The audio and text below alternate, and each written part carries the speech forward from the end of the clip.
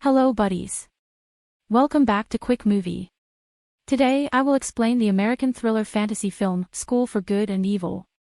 Toward the start of the film, we are shown that two siblings had constructed a school. Here on one side great was educated and on the opposite side evil was taught. This implies that great enchantment was shown from one viewpoint and terrible sorcery on the other. This school was known as the School for Good and Evil.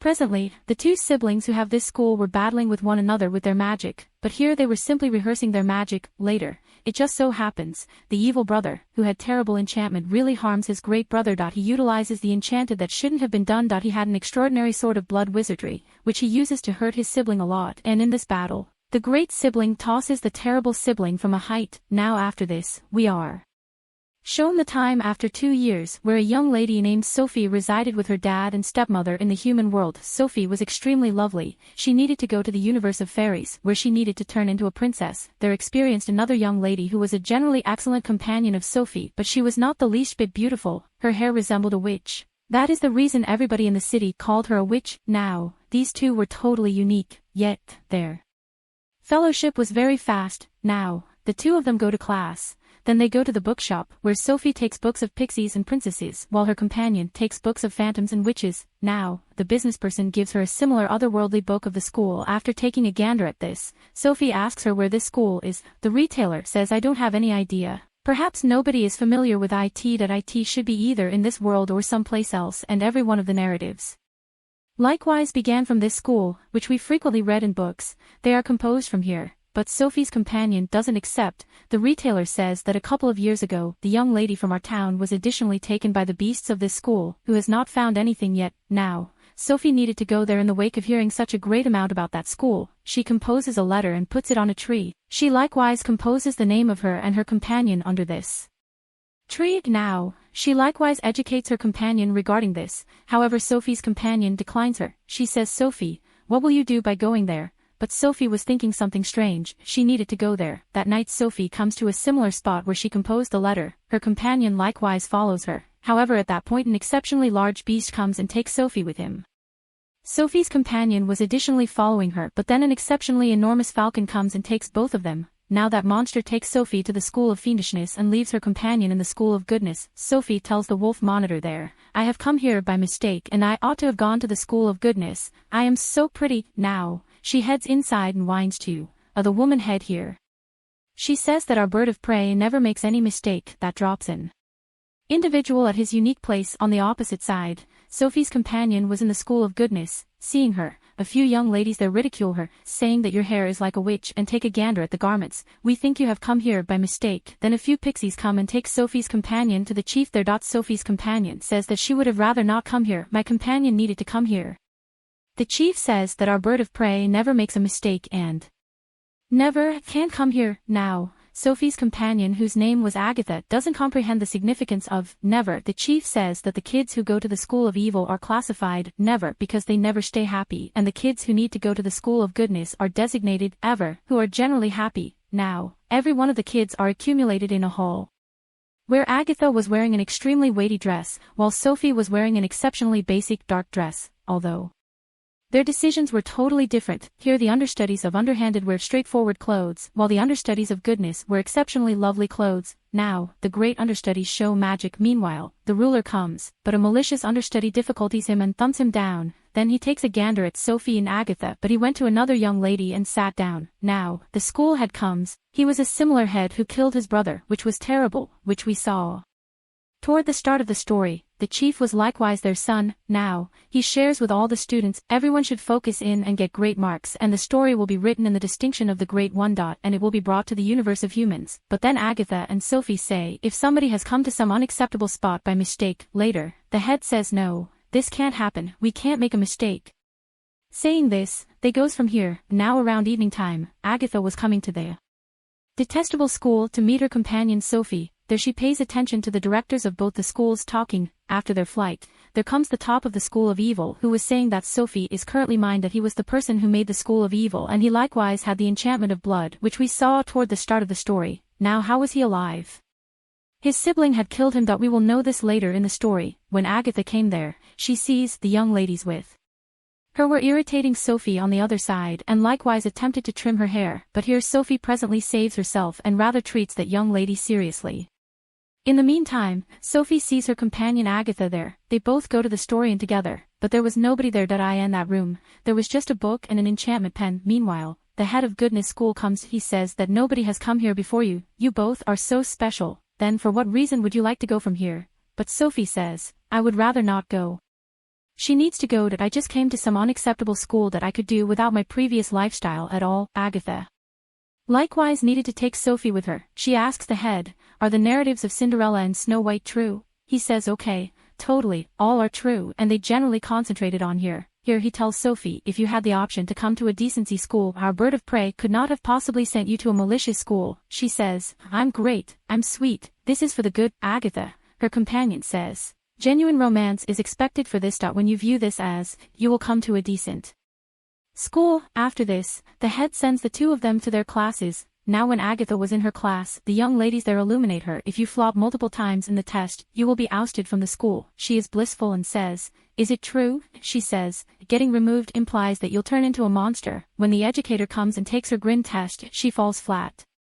On the opposite side, Sophie's grotesqueness test was going on, in which she additionally fails. When these two meet in the hall, Agatha enlightens Sophie regarding the king, but her heart was on the ruler here, who was the child of the head. Sophie gives a letter to her friend and says, give this to the sovereign on my behalf. Now, when Agatha was going to the woodland class, she gives this letter to the ruler and leaves. Now in the backwoods class, their educator shows them exceptionally gorgeous flowers, which were very dangerous. He likewise shows her a scarecrow that is continued remaining in the fields. After making a human-like statue that he tells her that he becomes alive around evening time. Afterward, a bloom chomps a kid there, and he pursues being terrified from it. This kid bombed the third time. When Agatha follows him, she sees that there is a tempest around him and he disappeared. Seeing this, Agatha was very scared. On the opposite side, a young lady was irritating Sophie in the class and the educator likewise doesn't stop her, because it was a school of evil and they were getting a charge out of seeing all this. Then that young lady takes out a little winged serpent from her tattoo, who assaults Sophie and inconveniences her, and attempts to kill her. Sophie can do nothing, she was simply running to a great extent to save her life. Meanwhile, a ton of bumblebees come there, which had adhered to the dragon. As an outcome, the young lady's breath begins to choke out. Who sent the mythical beast behind Sophie, and afterwards Sophie denies him. Now, the honey bees were nobody else but the head of fiendishness, who likewise had the sorcery of blood. Meanwhile, the chief rapidly takes Sophie away. She asks who he was. Now, she tells about the head, also says that you are very powerful, but Sophie says, I would rather not be powerful, I simply need to go to the school of goodness. I need to go to the school of goodness. Later, then again, we see the standard of goodness that was let every one of the understudies know that decency generally saves. Meanwhile, Agatha gets some information about the boy, who had vanished from the jungle. She says this is the standard of the school. And by saying this, she makes her silent. Now, she tells that there is a fish in the river, who satisfies everybody's wishes. So, all of you need to tell her your wishes. When Agatha's turn comes, she asks that individuals who need to go to their house, they can go comfortably. Later, that fish transforms into a girl. She says that nobody has at any point requested anything like this. You needed precisely exact thing I wanted. That's the reason you liberated me from magic, the wizardry that was finished on me since I bombed the test. Later, she vanishes saying this. Meanwhile, a bird of prey comes there, who brought Agatha and Sophie here. When the falcon approaches Agatha, she comprehended that this was the equivalent boy who had vanished in the jungle. He was currently made a hawk. Meanwhile, the sovereign comes and kills him with a sword while feeling that perhaps Agatha would have been killed. In outrage, Agatha punches the ruler's face asking why he killed the hawk. She says to the principal, you call this a decent deed? This is certainly not a decent deed. In reality, this is more regrettable than evil. After this, she meets Sophie. She says that I have seen the head of evil. Agatha says okay, I have additionally seen. Then the ruler pays attention to them. Now, Agatha lets her be and disappears from here. The ruler commends her letter. Then the wolf gatekeeper of underhanded comes and takes Sophie away, where the head of detestable trims her hair, and then she is secured in the room where the malevolent head comes in the mirror. Who prompts her.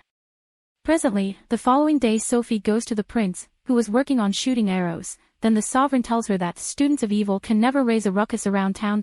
But Sophie stirs things up around town. Ruler was extremely shocked to see this. Actually, that target was hit by Agatha's magic. Now, the sovereign picks Sophie to be his queen, but nobody likes this. Agatha says that genuine romance never blurs away.